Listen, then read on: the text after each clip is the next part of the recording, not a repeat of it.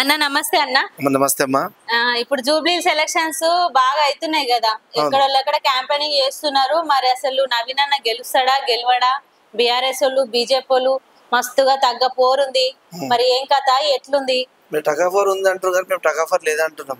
ఎందుకంటే నవీన్ యాదవ్ 100% గెలుస్తున్నాడు, 1,00,000 మెజార్టీతో గెలుస్తున్నాడు. 100%. జనంలో అందరూ తిరుగుతారు, తిరిగినంత మాత్రాన ఓట్లేస్తారని గ్యారెంటీ లేదుగా అమ్మా. ఎందుకంటే ఇక్కడ జనం గుండెలు ఉన్న వ్యక్తి, జనం మెచ్చిన వ్యక్తి, ఢిల్లీని ఒప్పించి సీట్ రావడం అనేది, ఎమ్మెల్యే టికెట్ రావడం అనేది ఆషామాషి కాదు. రేవంత్ అన్న మనసు దోచుకున్న వ్యక్తి. ఇక్కడ ఎమ్మెల్యే టికెట్ వచ్చిందంటే ఇది జూబిలీస్ గడ్డ, హైదరాబాద్ నడిబొడ్డున ఉన్న.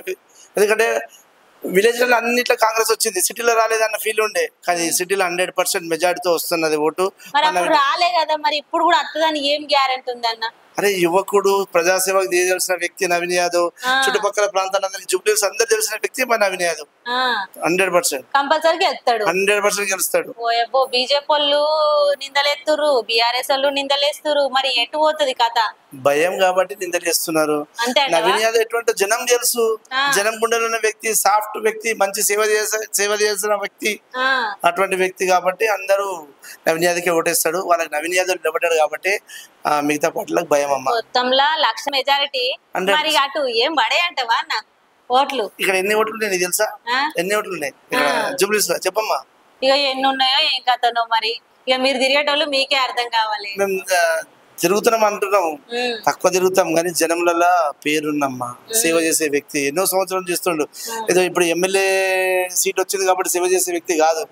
15-16 సంవత్సరాల నుంచి ఏ పదవి లేకున్నప్పుడు కూడా సేవ చేసే వ్యక్తి మన నవీన్ యాదవ్. మరి నిన్న మరి బైండ్ ఎవరో ఏదో వేసిర్రు, మరి ఎందుకు అట్లా అంత భయం ఏమైందంటావు? అవన్నీ పుకారు. ఇప్పుడు శ్రీశైలం యాదవ్ నవీన్ అన్న మీద మరిగంతగానం ఎందుకు దిగజారుతురు అంటారు? అటు నాయకులే ఇటు నాయకులే చేసేది ప్రజలకు మంచి నాయే, మరి ఎందుకు ఇంత ఓర్వలేనితనం ఉందన్న? ప్రజలకు పక్కదారి పట్టించాలని ఆలోచనతో చేస్తుంటారు తప్ప అటువంటి ఏం జరగదమ్మా. ఇక్కడ వచ్చిన 100% పబ్లిక్ నచ్చే వేస్తారు ఓటు తప్ప అది ఎంతో మంది ఏమనుకుంటారు అక్షరాలు పట్టించుకోరు జనం. 100% రాసుకో.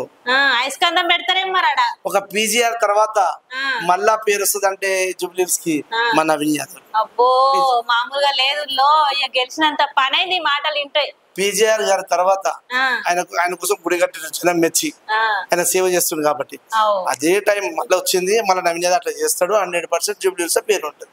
లైక్ చేయండి, షేర్ చేయండి, సబ్స్క్రైబ్ చేయండి. మరిన్ని వీడియోల కోసం బెల్ సింబల్ పై క్లిక్ చేయండి.